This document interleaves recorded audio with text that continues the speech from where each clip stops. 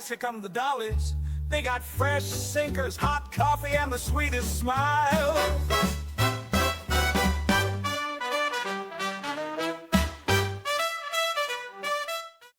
Welcome back to the Clubmobile, everybody. We're so happy to have you joining us today. Hey everyone, welcome back. We are joined by, I feel very honored. This is a big one for us, guys. We are sitting down with Miss Terry Harmon, who is a Donut Dolly, and Terry served with the Red Cross during the Vietnam War. And Terry, thank you so much for joining us today. You're welcome, Gabby. Pleased to be here. Looking forward to it. And you came in your us too. uniform, which is, I noticed that when you sat down, you had your uniform on. Cute. Yes. I love it. I love that. It's a replica. My original one disappeared at my mother's house, and I wouldn't fit in it anyway. I was gonna say, is it the original, and is it the one that you have had the entire time? When we first began speaking with you, I was instantly curious to know, what was it that spurred you to volunteer for the program? Because of course the program wasn't the Clubmobile program for Vietnam, it was the SRAO, right? Right. That's supplemental activities. Yeah. Recreation activities overseas. There were several compelling reasons that inspired me to volunteer to serve in Vietnam. I suppose the first had to be the news of the time. Every night on the news, we were hearing the body count from Vietnam.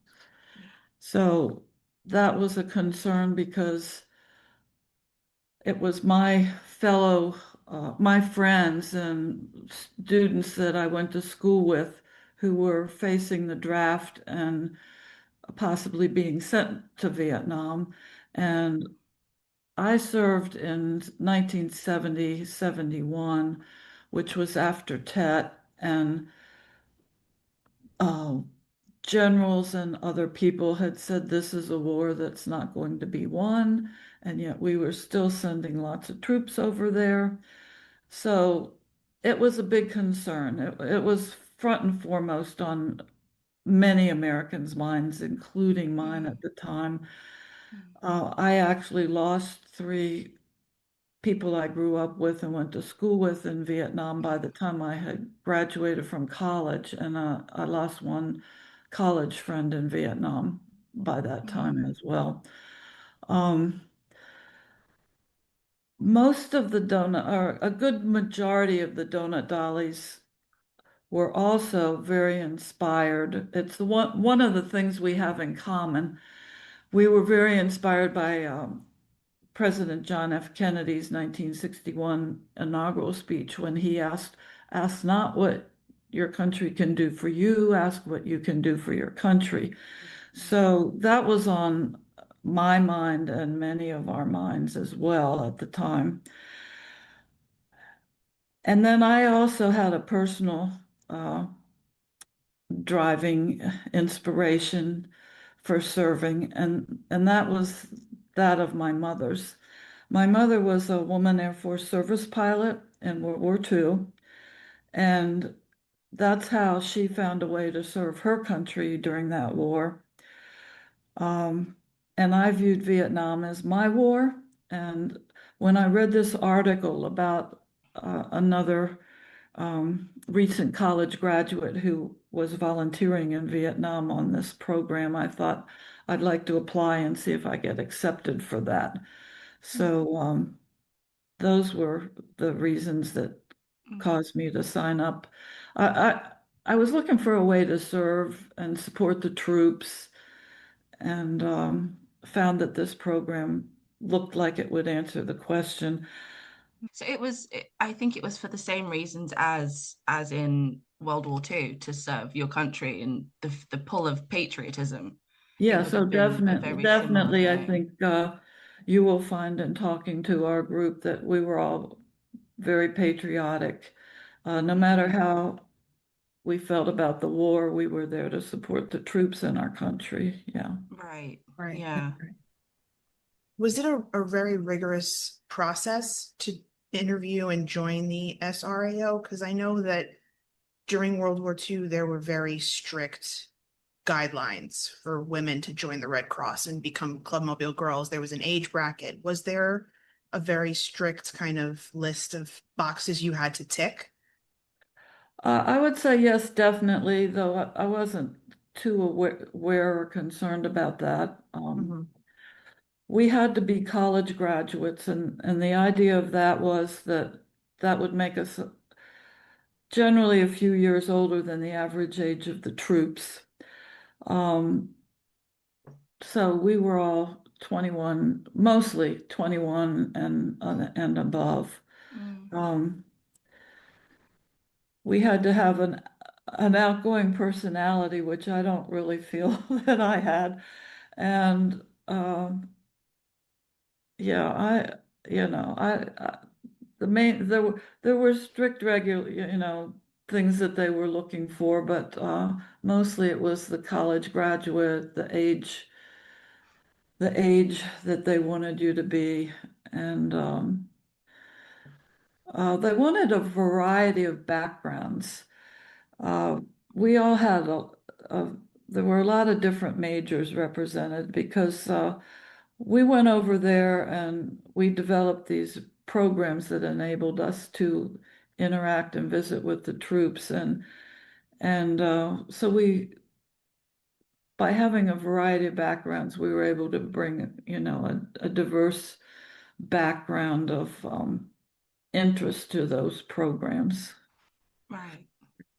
As far as we interviewed, I grew up right outside of Washington, D.C., so it was pretty convenient for me, though at the time, when I graduated from college, I was working at the University of Kentucky.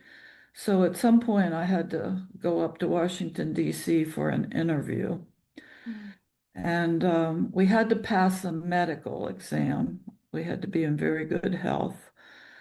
And then when we were apparently, and I don't have the numbers, quite a few uh, people applied. They didn't accept everybody. But once we were accepted, we were given a schedule of when our training program would occur in Washington, D.C. at the Red Cross headquarters. That training program was 2 weeks, and mostly we discussed or learned about military protocol, ranks, and things like that. And then we also heard from uh, some who had already served in the program, and we got practice in working with a program. But we didn't do a whole lot. It was 2 weeks, and I was in one of the smaller classes. There were only 6 of us that were trained and sent over in March of 1970. Wow. What was the length of time between the training program and finding out where you were going? Well, by the time we went to training, we knew we were going because if I remember correctly, we trained 2 weeks and then we left. So there was no gap. But when I was accepted into the program, I was working at the University of Kentucky, and I actually had been scheduled to go in something like November of 69. But there were some problems with my medical records. They got lost or something. And so they pushed me to March. So I had that gap.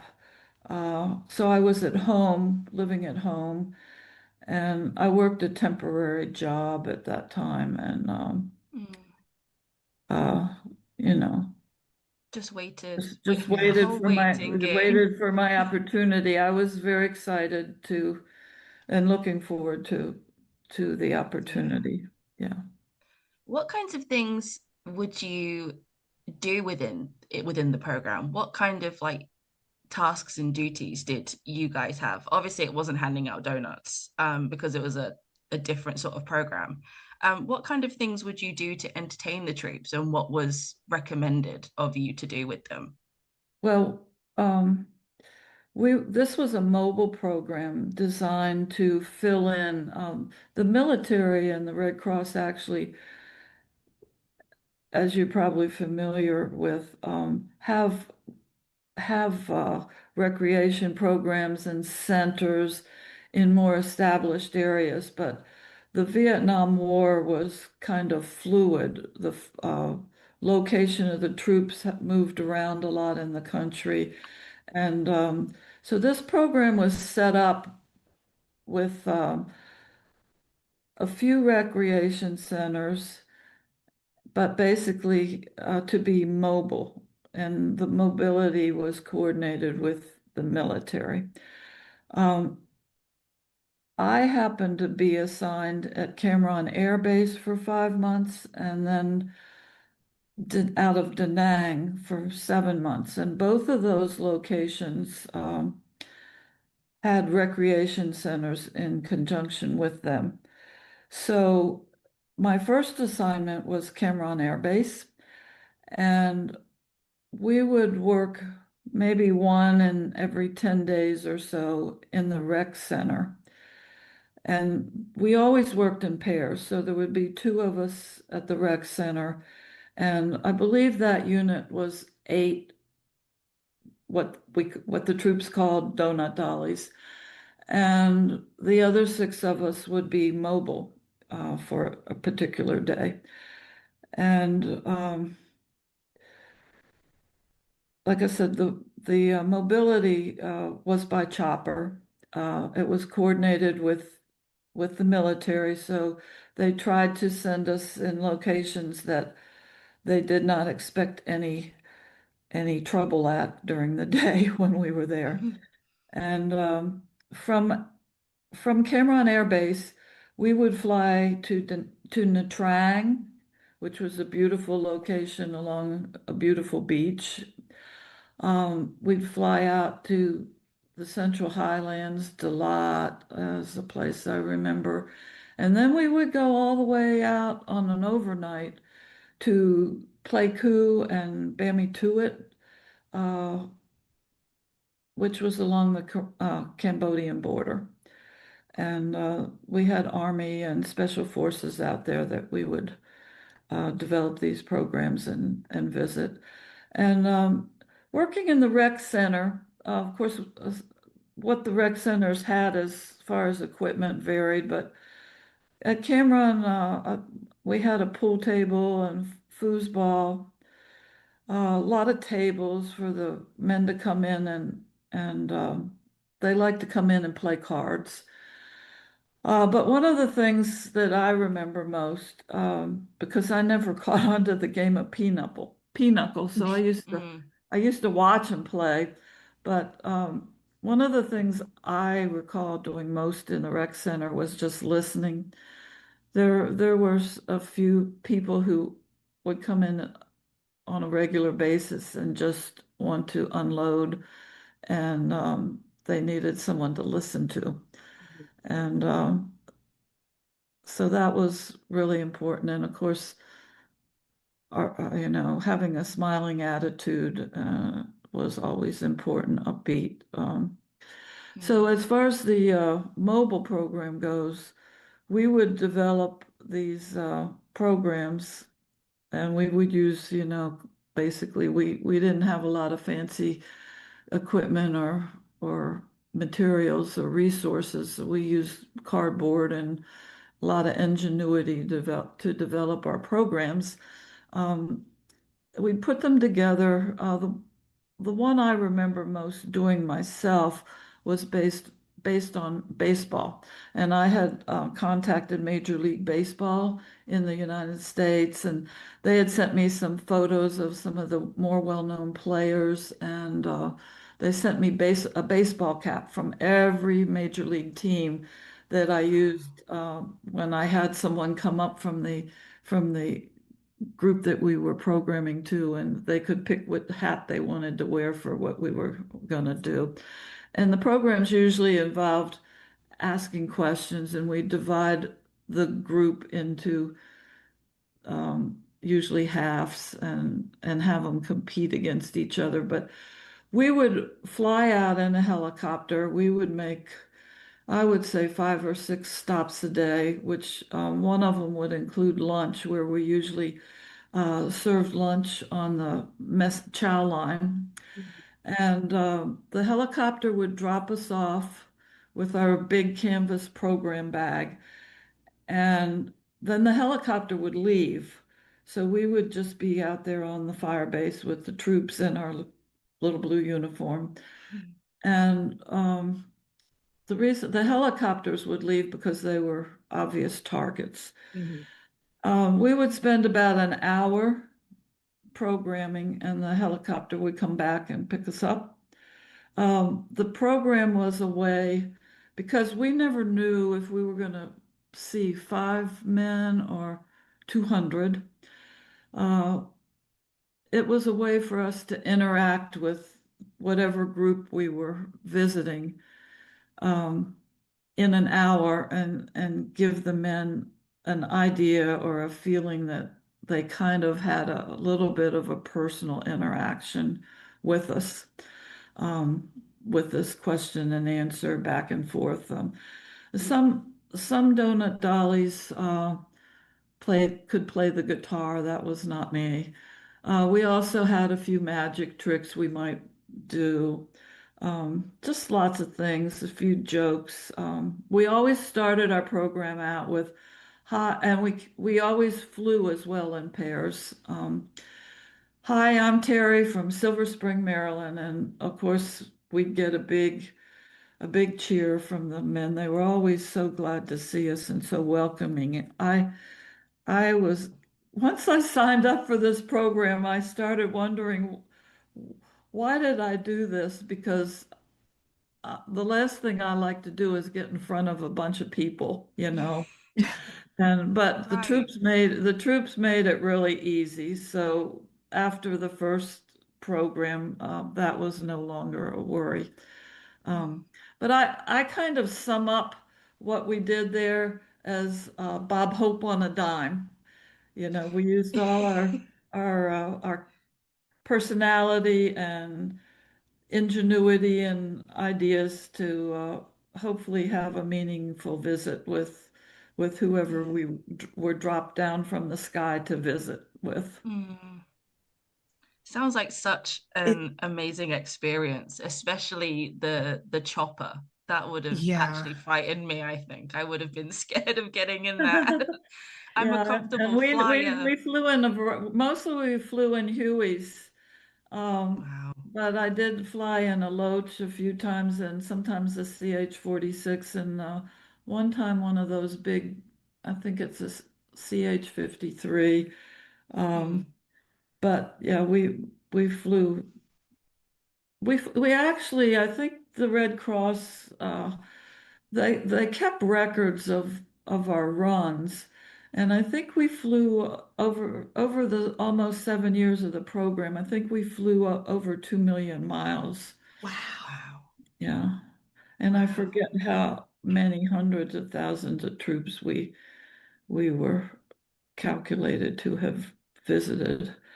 Hmm. Um, but we were just a small group, and there were only 627 of us spread out over 7 years. So probably the majority of the troops did not encounter Donut Dollies, but those who did remember us because we came to the fire bases, and out there they felt like they were on a different planet. There were no cell phones or social media. It was very isolated. And so we dropped down, and the main thing we brought was a smile and a reminder of maybe someone they had back home, mother, sister, girlfriend, fiance, Yeah. that type of thing. Yeah. Amazing. Yeah. And the helicopter pilots took good care of us too. Yeah. Good. Good. I It's like good. that. It's very interesting to me because as you're talking about that the choppers would bring you in, you can kind of equate it, right? The Clubmobile would bring them to different places. Yes, the And truck would the bring, yeah. recreation center would be the Aero Club during World War II. Yes, Um, yeah. Terry, you mentioned that you served from 70 to 71. So you did one full year in the program? Yes. You did one full year. So Dollies back in Vietnam were able to opt back in after a year, or they could stay on, or they could go home after a year. They Well, a few, actually, the program was operating in Korea after the war. We were right. operating during the war, and Mhm. we were working in a combat zone. In Korea, they operated after the war, and a few of the Donut Dollies came down from that program after serving or while serving in Korea, they were asked and may have volunteered to come down in Vietnam. As a matter of fact, the very first uh, Donut Dolly in Vietnam, Caroline Chandler, uh, was in Korea at the time, and she was asked to come down to Da Nang and start the program there. Most of us just served 1 year. There were there were a few who may have served a second term, but that was few and far Mhm. between. I, I know I would have had no problem serving another year, most likely, but by the end of my year, I was definitely ready to go home for a while. Yeah. And Mhm. then I just went on with, my life at the time. So, um, Yeah. yeah, I did Was not do that. was it a strange transition to have had the year doing this and then coming home to the US? Did you have any issues sort of reintegrating, or was it very much you were slotted back into place and comfortable coming home right away? Well, what, whatever Donut Dolly you talked to, we all had different experiences. Yeah. Some did not have good experiences. As you know, the troops were not generally welcomed home, and the same was true with some of the Donut Dollies. As for me, I had no problem. What I wanted to do most was go to McDonald's and some familiar things. Right. Yeah. I went back home, and during the last few months, I had kind of developed a relationship, or was interested in one of the helicopter pilots that was not one that we flew around, but that I had met at one of sometimes the different groups would invite us to parties at night, after work. So I had met a helicopter pilot, and uh, when I got home, he actually um, had been injured, which I could talk about later. And so he got home maybe a month or so ahead of me. But then when I got home, he contacted me, and we got together. And he was at Camp Pendleton when he came back from Vietnam. So I Mhm. went out to and moved to San Diego and got a job working for the telephone company. Mhm. My family, when I came back, I don't really recall them asking any questions. I don't know um, if they figured from the news they knew what my experience was like or Yeah. what, but uh, no particular memories of integrating. I think I've thought about this question, and I think one of the differences for me, and I wasn't the only uh, a quote Donut Dolly that ended up marrying a helicopter pilot. Um, but since I had that uh, relationship.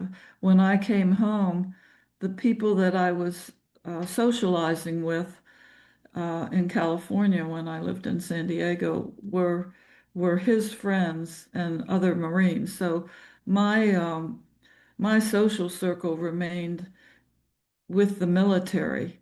So there was no problem. And of course, San Diego is very much a, a big military center. So um, I felt very comfortable there. Yeah. Wonderful. Did you feel like you had maybe like a more of like a special connection with your mother after coming back and you both kind of stepped up to do something that girls weren't normally doing at the time? Did you feel like you kind of shared this special, yeah, I did that and I did that and we really did what girls weren't expected to do during the time? Well, I hadn't thought about that exactly, but I think you're right. Since my mother was a World War II pilot, um, there was a lot of later on in her years, there was a lot of attention to that group of women for various reasons. Uh, they were awarded a Congressional Gold Medal. There was a lot of interest in them. My mother went did a lot of speaking engagements and went to a lot of events. And as she was older, I would take her there and attend with her. And often we would meet a Vietnam veteran, and she would be proud to point out that her daughter had served in Vietnam with the Red Cross. And so, yeah, it provided a special connection for us. And it wasn't necessarily right away. It was much later. It was when she, after my kids were grown, and I was, uh, just working and had time to attend these events with my mother. Yeah, Right.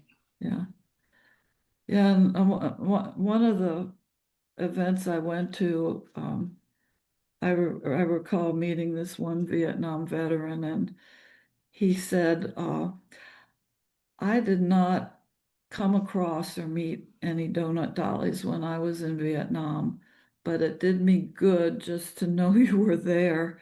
And that was kind of the beginning for me of starting to understand how much our presence in Vietnam Right. meant to the troops. Mm. Of course, when we showed up at a fire base back in the day and introduced ourselves and got that great welcome, we knew they were glad to see us. But what most of us, I think, did not realize would be the lasting impact that our brief encounters had with those that we saw when we traveled out to the fire bases or played pool with them or cards or listened to them at the rec centers. It it's just kind of blown my mind to there are several stories that have run in the media about uh, Vietnam veterans who have tracked down the Donut Dolly that they met 50, 60 years ago just to Wow. say thank you. Yeah. I love that. Um, And let me use that to further say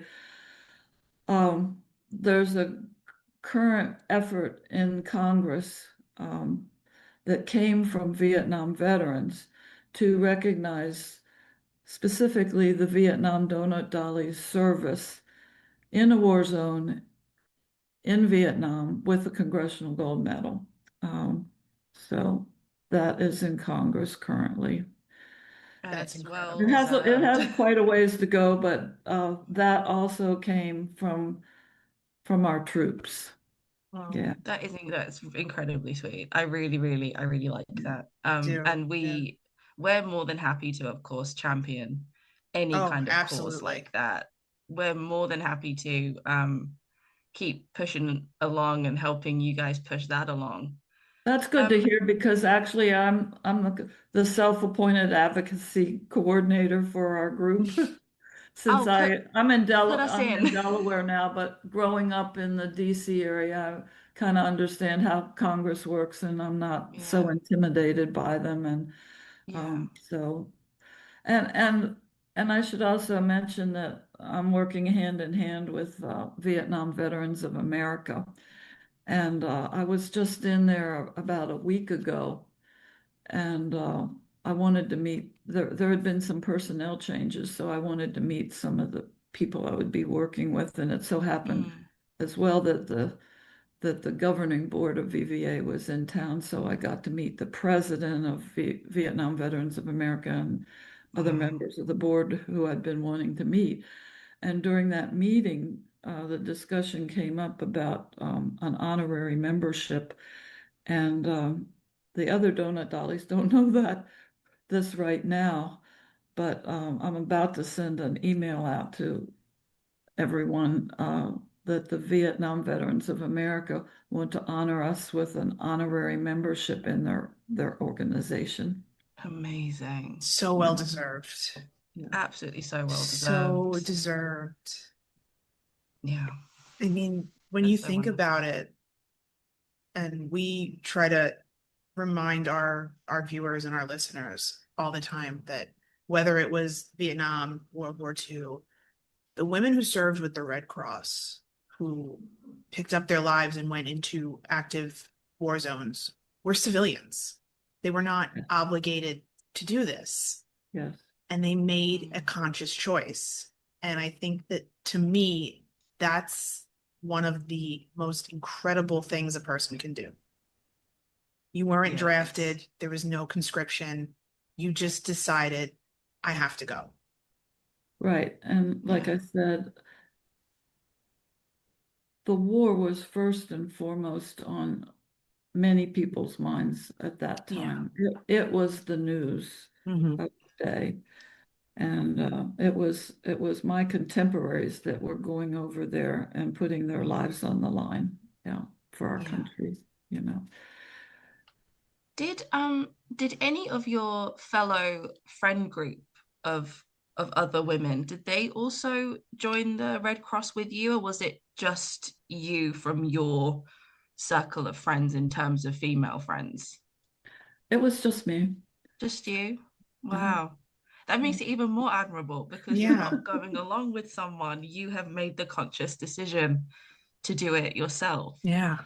Yeah. Were fire bases the only places that you would go to? Would you also go to hospitals and boost morale there with activities, or was it just bases and rec centers?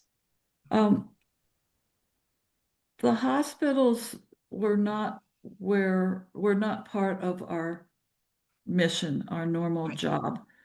But yes, we did volunteer after hours, or on if we had days off. I don't remember that it was once a week, but sometimes on a day off, we would either maybe go to an orphanage or we would go to a hospital. This was extra. And so I only remember going a couple times, but one of the visits was one of the most memorable moments of my time in Vietnam. And that was when I was in Da Nang and I was in the hospital visiting with a Marine who had just lost both his legs, and he was in good condition and good spirits, amazingly, Hmm. very upbeat. I helped him write a letter home, and he was talking about how proud he was to be a Texan and serve his country as a Marine. And he had a big Texas flag flying behind his cot, and it was he made it so easy to visit with him in spite of his injuries. And I always think about him because I wonder how well he was treated, when he went home and what happened with him, because the VA has improved immensely since Vietnam, maybe thanks to how veterans were treated after when they came back from Vietnam.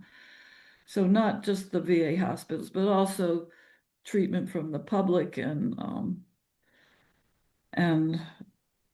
you know the lack of any kind of welcome home. So I think of him a lot.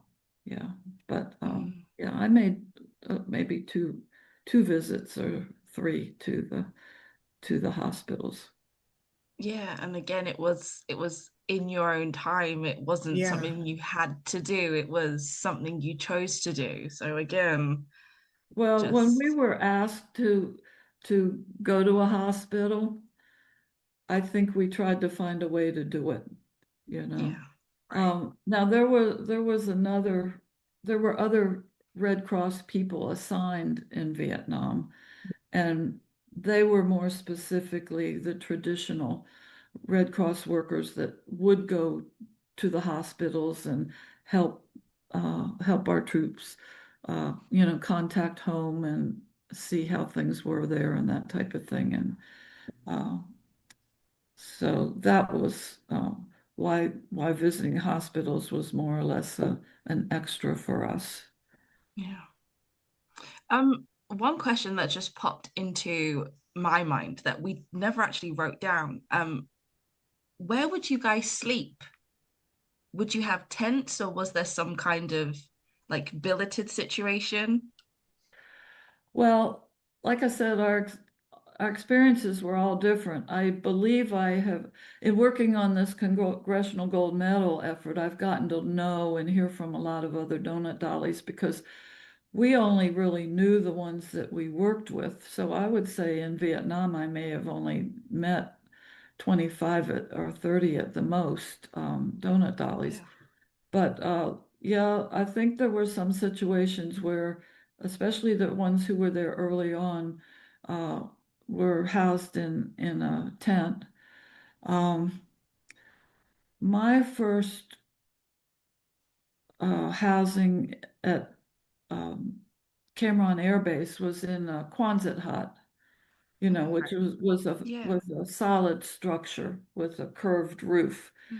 and we had it was divided into maybe 4 rooms, and 3 were used as bedrooms and one as kind of a living room area.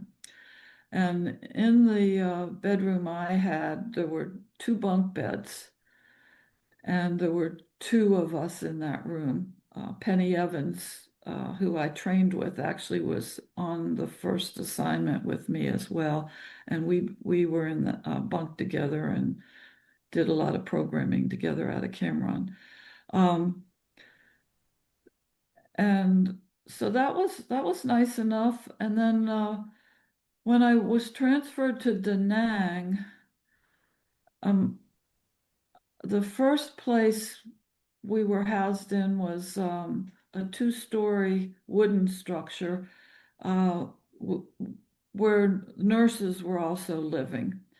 Mm. But at some point, we were relocated to a Navy base um, across from Marble Mountain. I think it was called Camp Baxter. And once again, we were in a Quonset hut, but it was larger. And actually, there in that Quonset hut, we each had our own bedroom, Wow. and it was air conditioned.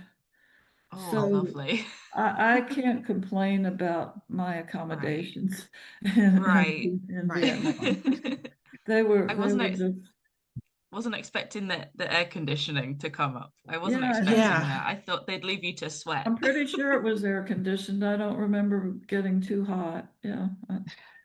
Amazing.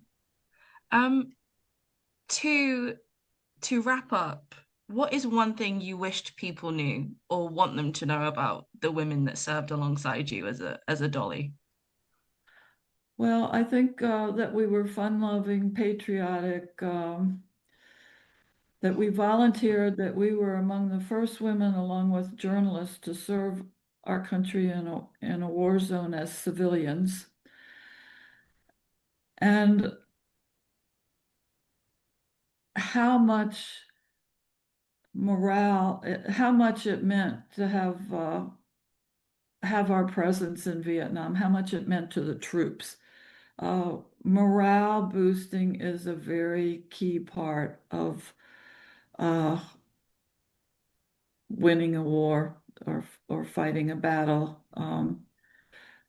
And by the time I was in Vietnam, the troops were very demoralized. And so our presence really, really did strike a note with the men that we happened to see. Yeah. Mm, amazing. And you said that the Congressional Gold Medal for you guys is in the very early stages. How could people get involved with pushing that along? Well, right now there's a bill in the House. It was introduced by former Representative Mikey Sherrill, who was governor of New Jersey, who is now governor of New Jersey. So that bill needs a new lead. And we need a companion bill in the Senate. I would like to point out, I'm glad you brought it up. We were very honored that the Senate on April 29th of this year just passed Senate Resolution 705 honoring the Donut Dollies. They covered the history, our whole history. And the Donut Dollies, the term is one that some Donut Dollies do not like the use of the term. They feel it's a bit, it misleads people's thinking. And it's a carryover from World War II, though most of us in Vietnam never even saw a donut dolly. But we look at that as it's an affectionate term, and most of us appreciate being called a donut dolly. But to get involved at this point, if they see something in the news that this is, on track for passing, if anyone who sees this would contact their congressional representative and ask them to support the Vietnam Donut Dolly bill. And right now, the bill number is HR 2081, but that number will change when it gets a new lead and is reintroduced. So the main thing is to ask your representative and senators to support recognition of the Vietnam Donut Dollies with the Congressional Gold Medal effort, which is coming from the troops that they served. And it seems like with all that Congress is dealing with today, it seems like a simple ask to support the Vietnam veterans in this effort, but it's not proved to be easy. So any support we can get anywhere might be what we need to get this thing over the hill. Yeah. Oh, you have our support. Absolutely. 100%. And I really appreciate, I was so excited. My daughter discovered you all on Facebook or something and Yeah. put me in touch with you. And I thought, wow, that is so cool that you all have an interest in the Donut Dollies and our history and speaking with us and doing these podcasts. It's quite an honor. So appreciate you all very much. Of course, and we Oh, appreciate you doing It's this with our us. honor to sit and talk with you. I mean, this was a treat. And then when we found out that your mom served with the WASP, we have taken, I think, quite a special liking to the women in the WASP, and we've done multiple episodes and multiple series on them. So it just felt very like it was supposed to happen. I think I feel like you're incredibly proud of your time served, as you should be. Oh, yeah. You will probably hear from most there. Unfortunately, there are a few who had bad experiences. I don't know exactly what they are, but you will hear from most Donut Dollies that it was one of the best or the best year of their life, their year of Amazing. service in Vietnam. Yeah. Amazing. I Incredible. love that. Incredible. Well, Miss Terry, thank you so much for joining us today. We had an excellent time, and it's been so fun to learn about this experience that you had, and it's been really Yeah. interesting to learn more about Vietnam because we haven't covered Vietnam yet. We're still Yeah. in World War II. We're still Oh, okay. a world This has away. been, we do the talking most of the time and tell our Yeah. listeners about what the Sure. Dollies did during Right. World War II. We're, Right. spouting facts, but to Yeah. get it directly from somebody who was on the ground in Vietnam and put a uniform on every day, I mean, you can't get more factual than that. Right. Right. Right from the source. Straight from the source, exactly. Straight from the source, exactly. Yeah. Before we're gone, yeah. Sadly. Yeah. Yeah. Well, thank you everyone so much for joining us today. We hope you had as much fun as we have. We had a great Yes, time. We hope you enjoyed this one because we sure did. absolutely. Thank you, Winnie. Thank you, Gabby. Of Oh, course, Appreciate it. thank you, You're so Terry. welcome. Thank you. Thanks, you know, everyone. oh, this is something really cute I just learned. Mm. This is the Donut Dolly salute. Oh, Well, look at that. I went to an event that the Gary Sinise Foundation did a couple weeks ago for I love Vietnam that. Veterans Day in DC, and a veteran showed me this, the Donut Dolly salute. how I adorable is love that? that. Yeah, That's so cute. okay. We have to use that as our goodbye now, Gab. Yeah. Yes, we'll sign Every off video. all the time. Signing off. Yeah. Amazing. Thank you, Miss Terry. Have a Thank good you. day. Yeah. You too. Bye. Bye.